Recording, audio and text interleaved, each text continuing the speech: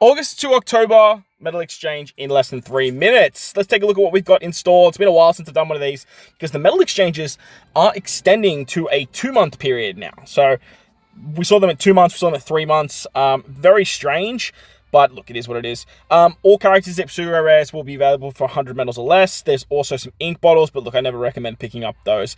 At the top here, we have 1,000 medals, a whopping 1,000 medals for Ace and Vivi. Look, Vivi sucks. I definitely would not touch her, but Ace is seeing a bit of a resurgence. Obviously, with the Rocks Pirates, he's a striker, he's a shooter, he's a double conditional booster.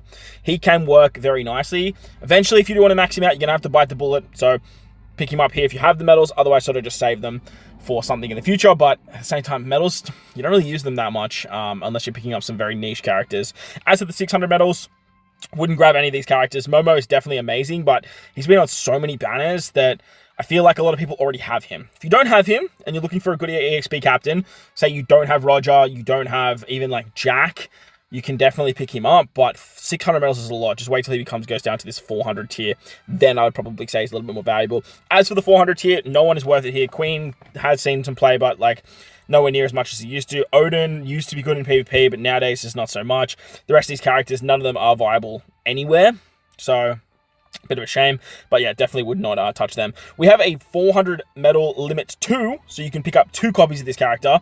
Corazon is the one that sort of screams out at me here, but still, the fact that he's 400 medals and once upon a time he was 150 medals, like, it's just such a huge jump to say, okay, now all pseudo characters are going to be 400 medals. He does have a very good level limit break, he does have very good support, so like if you are struggling there and you don't have the character, you can pick him up here if you have an abundance of medals ready to go. Past treasure map characters. Now, the big ones here are the Brook, the Zoro, and the Sanji. The Sanji is actually really good, just on paper, like straight up.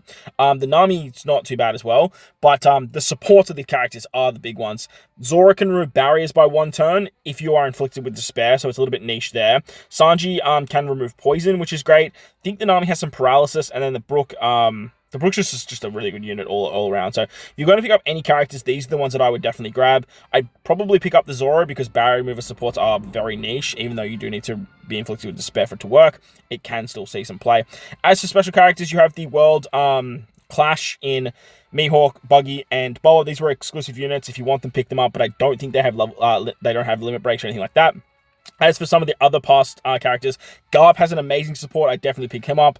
And then as for the 3 Germa kids, they also have great support. So if you have an abundance of medals, this is the tier that I'd be looking at. These exclusive treasure map characters are the ones that you would definitely want to pick up. As for the rest, definitely skip those. Save your medals for stuff like these.